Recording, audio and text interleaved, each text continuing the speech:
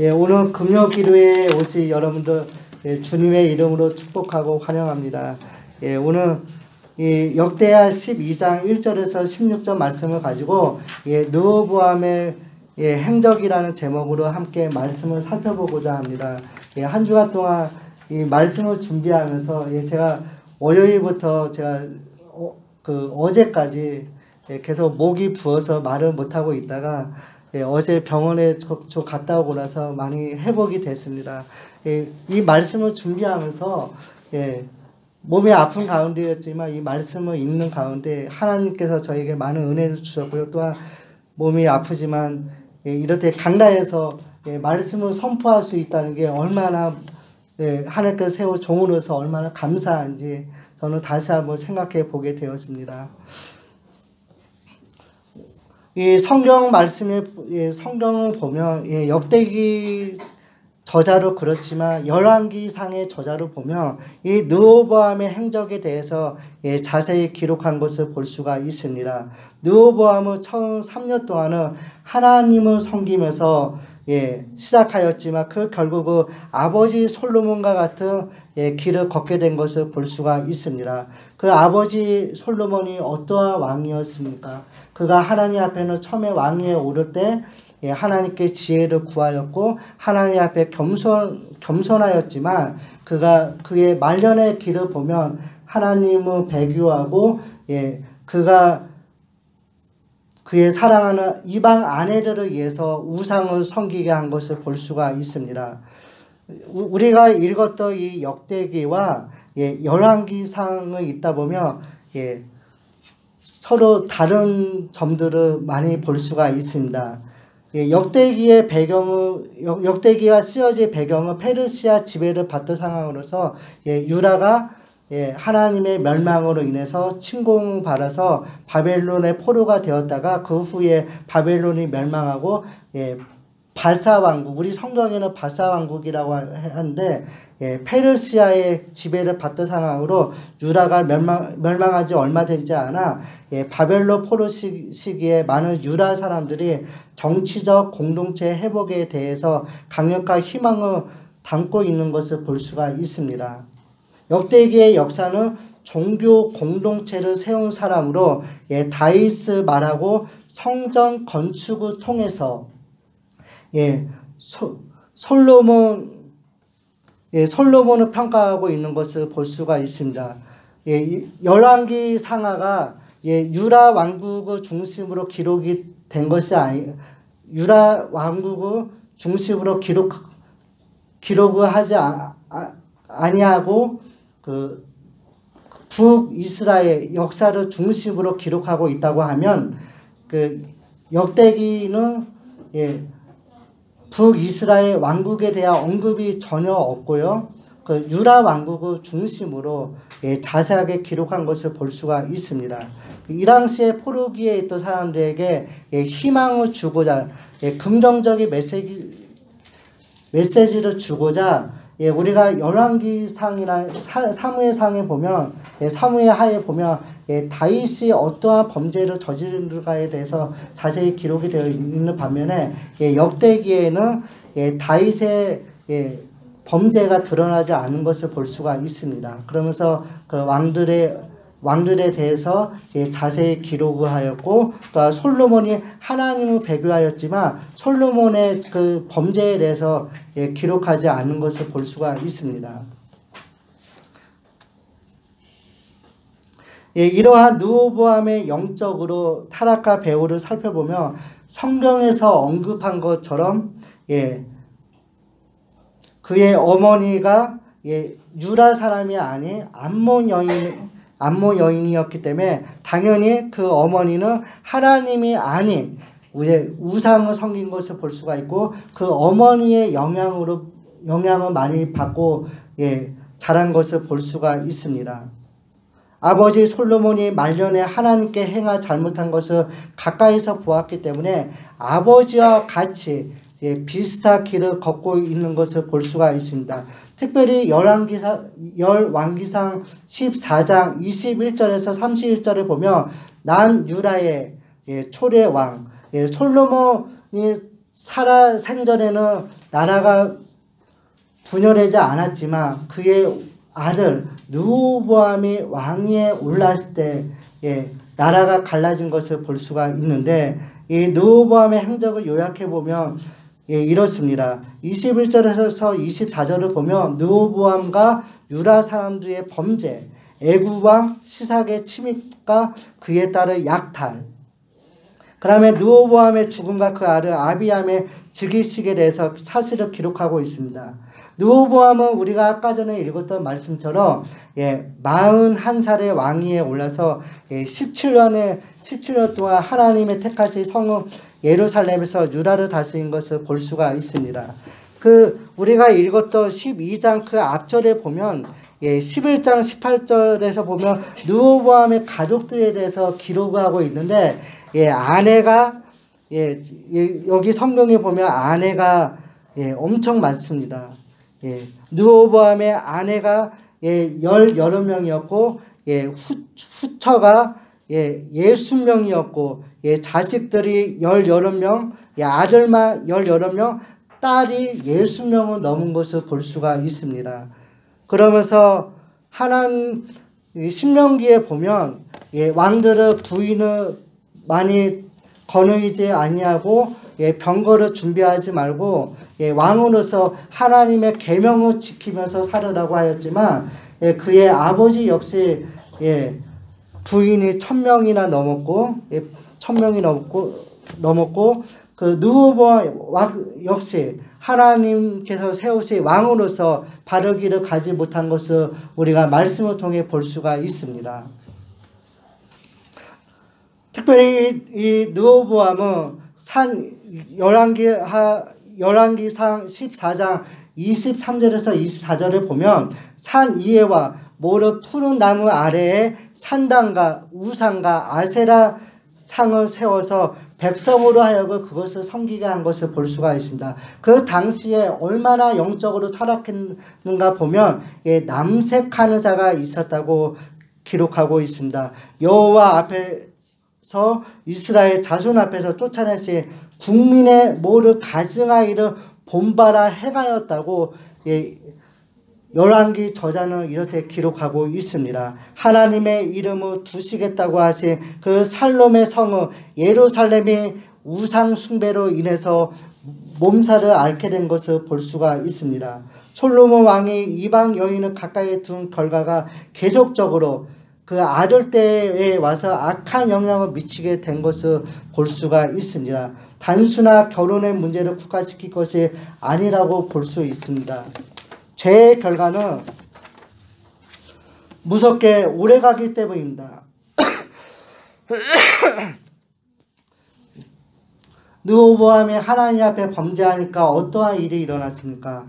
주전 922년에 애굽의 왕이었던 시삭이 팔레스타인에 대한 지배권을 되찾기 위해서 쳐들어 왔다고 성경은 말씀해 주고 있습니다. 그러러 예루살렘을 치고 여호와의 성전의 보물과 왕궁의 보물을 모두 빼앗고 솔로몬이 만든 금 방패를 빼앗아 갔다고 기록하고 있습니다. 르호보암은 금 방패를 비롯한 많은 보물을 바쳐서 애굽의 군대를 물리쳤지만 수모를 당한 것을 볼 수가 있습니다.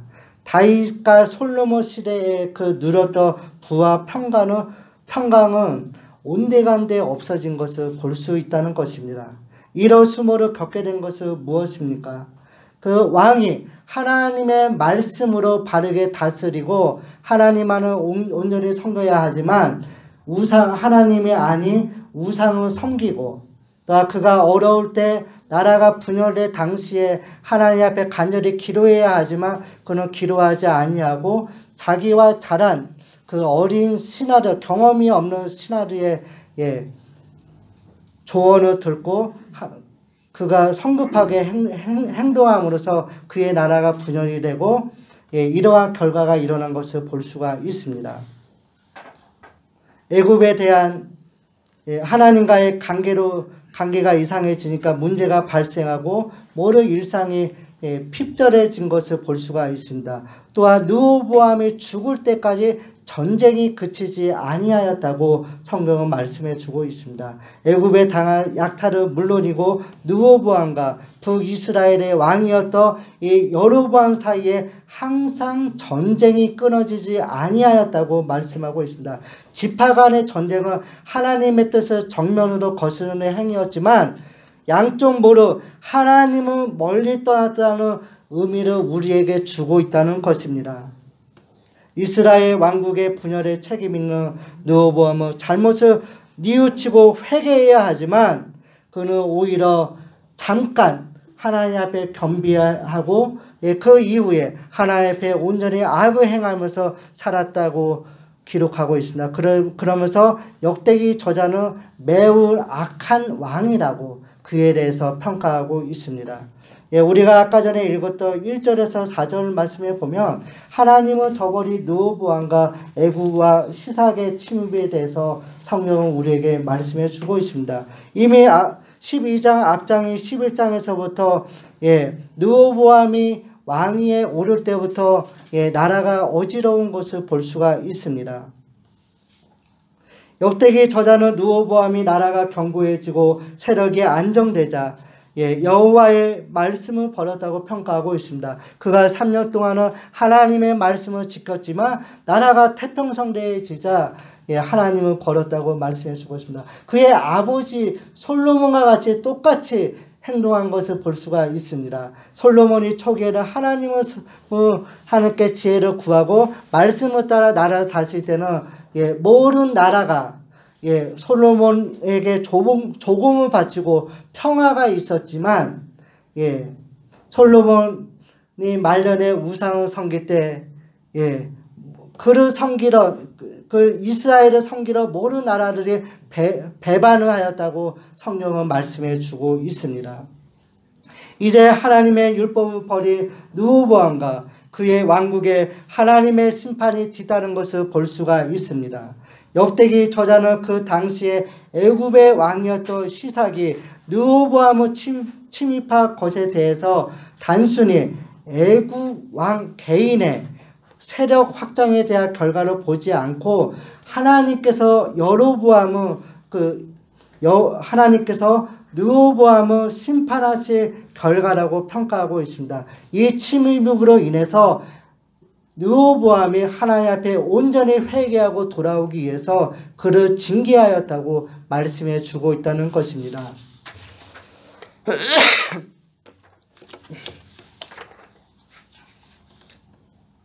르호보암이 나라가 견고하여지자 하나님을 잘 섬겨야 하지만 하나님께 감사해야 하지만 그는 오히려 율법을 버리고 범죄하였습니다. 우상을 섬겼습니다. 가증한 일을 행하였습니다. 그러자 애굽과 시삭을 보내어 르호보암을 징계하셨다는 것입니다. 애굽과 시삭의 침입은 율법을 버리고 하나님을 떠나 범죄하러 르호보암과 유다에 대한 채찍이었습니다. 이 시삭이라는 사람은 리비아 귀족 출신으로서 애굽의 제22조의 22조 왕조를 창건한 왕조의 창시자이기도 합니다. 그는 솔로몬을 피하여 망명해온 여로보암을 받아준 사람이기도 합니다. 그래서 여로보암으로 하여금 솔로몬을 대적하게 하였고 여로보암의 지지를 받은 것을 볼 수가 있습니다. 그는 예루살렘과 팔레스틴 전역을 무력 침공하여 여러 성읍과 몇몇 요새들을 공격하였습니다. 이렇듯 시삭의 예루살렘 침공은 우연한 일이 아니었고 하나님의 말씀을 떠난 르호보암과 유다에 대한 하나님의 징계로 그를 사용하셨다는 것을 우리에게 말씀해 주고 있습니다. 열왕기상에 보면 애굽 왕 시삭이 유다를 침공하였다고 기록하고 있지만 우리가 읽었던 역대기상 12장에 보면 시삭의 부대뿐만 아니라 그 지방의 그 이집트 그 아프리카 그 주변에 있던 리비아라든지 구스 지금으로 말하면 이리오피아 연합군들이 유다를 향해서 침공했다고 말씀해 주고 있습니다. 애굽의 서쪽에 있던 리비아인들과 또 동쪽에 있던 사람들과 구스 에티오피아 사람들과 함께 4개의 연합군들이 힘을 합해서 쳐들어 왔다는 것입니다.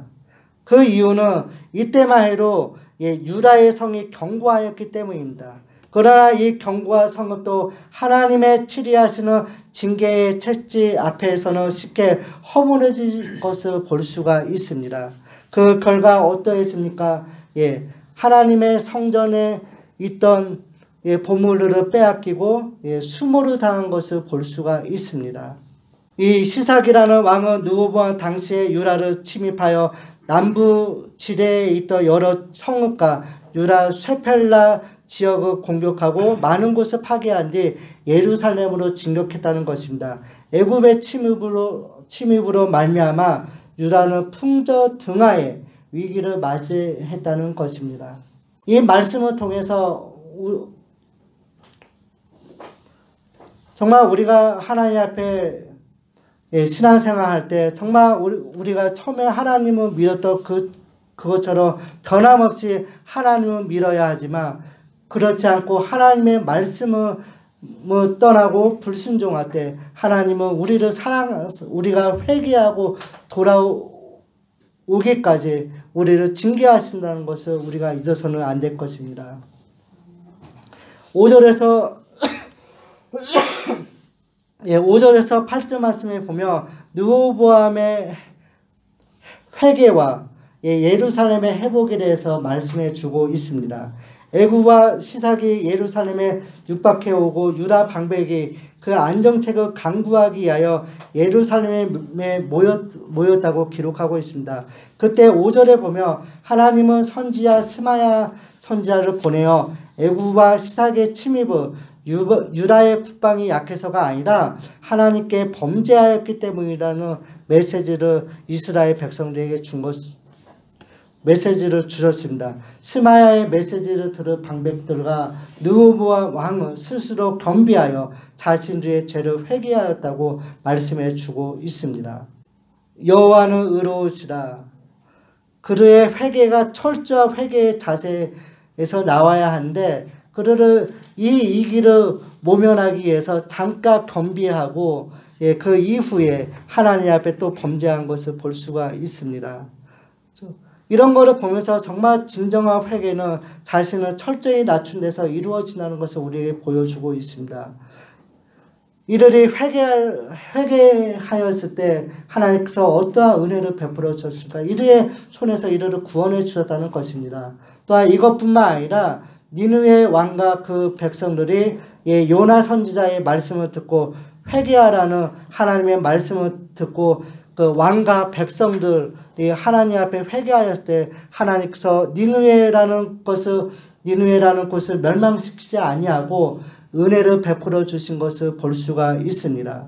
백성의 회개에 대한 하나님은 스마야를 통해 심판은 내리지 않고 구원해 주시겠으나 시삭의 종이 되게 할 것이라고 말씀하고 있습니다. 그러면서 그들에게 잠깐 짧은 시간은 잠깐 동안만 구원해 주시겠다는 뜻으로 유다로 하여금 죄의 결과를 깨닫게 하기 위해서 하나님께서 이렇게 말씀하신 것을 볼 수가 있습니다. 죄에 대해서 얼마나 심각한지 보여주기 위해서 시삭을 통해 하나님께서 이들을 징계하신 것을 보여주고 있습니다. 그러나 일시적이지만 시삭의 종이 되는 것보다 하나님의 멍에가 더 낫다는 것을 깨닫게 하기 위해서 하나님께서 시삭을 통해서 징계하시고 이스라엘 백성들이 돌아오기 위해서 이렇게 징계하신 것을 볼 수가 있습니다. 다행히 르호보암과 그 주변 사람들이 하나님의 말씀에 고개를 숙이고 회개하자 하나님께서 스마야 선지자를 통해 예루살렘이 무너지지 않을 것이지만 성전을 비롯해 예루살렘 전체가 심각한 타격을 입게 될 것이라고 그를 통해 말씀해 주셨다는 것입니다. 9절에서 12절에 보면 시삭의 약탈에 대해서 자세히 기록하고 있습니다. 하나님의 말씀대로 성전의 보물 솔로몬 부의 상징이었던 금 방패까지 모두 빼앗겼습니다. 하나님의 심판을 깨달은 르호보암은 빼앗긴 금 방패 대신에 놋 방패를 만들고 하나님 앞에 대해서 스스로 겸비합니다. 그러자 하나님께서 유다의 선한 일이 있음을 보시고 화를 돌이키시고 유다를 멸하지 않으셨다는 것입니다. 결국 역대기 기자는 이 말씀을 통해 강대국이라 할지라도 하나님의 다스림 안에 있고 모든 역사를 주관하시고 그 계획을 실현하시는 여호와 하나님의 모습에 이 모든 것들을 초점을 맞추고 있다는 것을 우리에게 보여주고 있다는 것입니다. 시삭은 성전 보물을 약탈하고 솔로몬의 영화를 상징하는 금 방패를 약탈해 갔습니다. 그러나 유다가 멸망하지 않도록 보호하셨다는 것을 우리가 기억해야 할 것입니다. 재물이나 경력, 화려한 전적이나 훌륭한 조상의 덕을 가지고 있다 해도 우리가 하나님의 말씀을 어기고 우상을 섬긴 이 르호보암에게는 아무런 소용이 없다는 것을 이 말씀을 통해 일깨워주고 있다는 것입니다. 우리가 말씀대로 산다 하면서도 말씀대로 살지 않을 때 하나님께서 심판하신다는 것을 우리가 기억하시고 우리가 정말 하나님 앞에 바로 서고 우리 자신을 우리가 한번 뒤돌아보면서 우리가 말씀 앞에서 우리가 돌이켜 보아야 할 것입니다. 13절과 16절에 보면 이 르호보암 통치에 대해서 평가하고 있습니다. 역대기 기자는 14절에 보면 르호보암에 대해서 악을 행한 사람이라고 평가하고 있습니다. 그 이유는 여호와를 구하는 마음을 굳게 하지 아니하였기 때문입니다. 15절에 기록된 말씀에 보면 여호와를 구하는 삶과 거리가 멀었고 항상 르호보암과 여로보암 사이에 항상 전쟁이 있었다고 성경은 기록하고 있습니다. 역대상 11장에 보면 스마야 선지자를 통해서 하나님께서 말씀하셨습니다.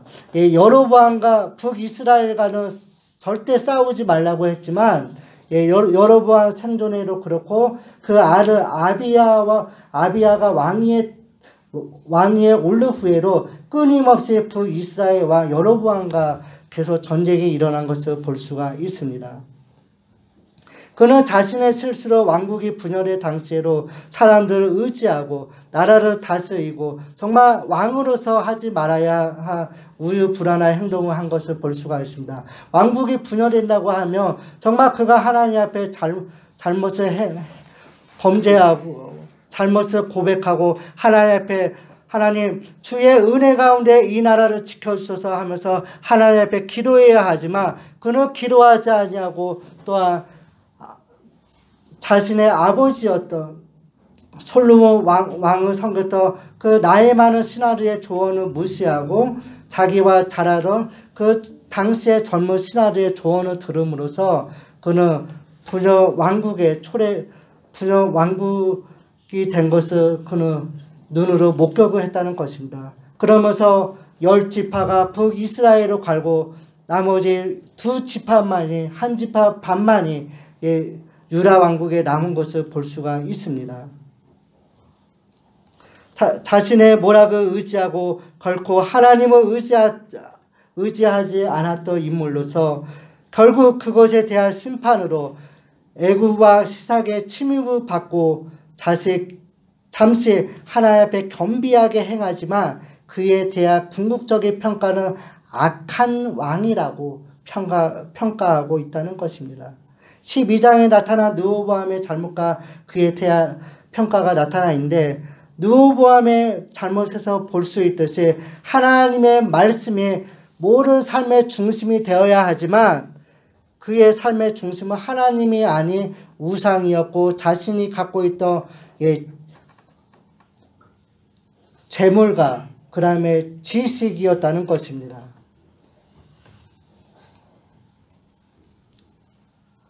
르호보암은 처음 3년 동안은 하나님의 말씀을 따랐지만 이후에 말씀에 벗어나서 제멋대로 산 것을 볼 수가 있습니다.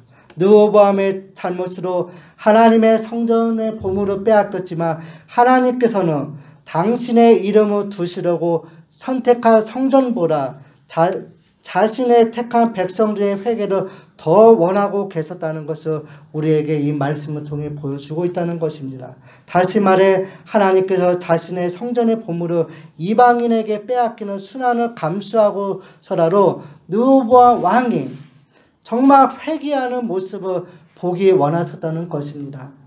르호보암은 시삭의 침략 때에 잠시 회개하지만 전체적으로 볼 때 온전한 마음으로 하나님을 구하지 않은 사람으로 안타까운 인생을 산 것을 보면서 많은 생각을 해보게 됩니다.